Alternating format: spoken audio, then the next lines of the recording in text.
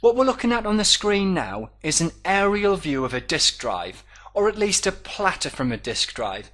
Hopefully that doesn't require too much imagination. The black dot represents the location on the platter surface that our read-write head has to move to in order to access data. So let's see what a nice sequential workload looks like. Right, so a nice easy pattern to follow. And if this is a spinning disk, then our read-write heads only need to make one positional move.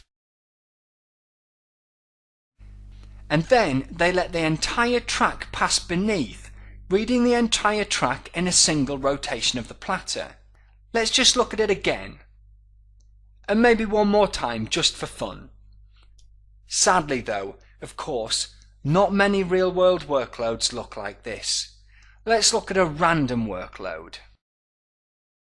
Now we can see that the data we're accessing is no longer nice and sequential. We're moving all over the platter surface in a random fashion. And this is obviously a lot more work for a spinning disk drive.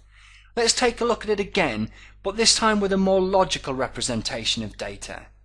Again, this access pattern is nice and sequential and predictable.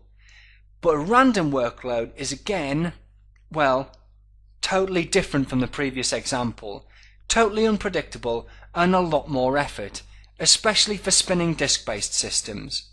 The net result being, random work is generally speaking harder than sequential, especially for spinning disk media. Okay, time for one last concept before finishing up the lesson. Tiering.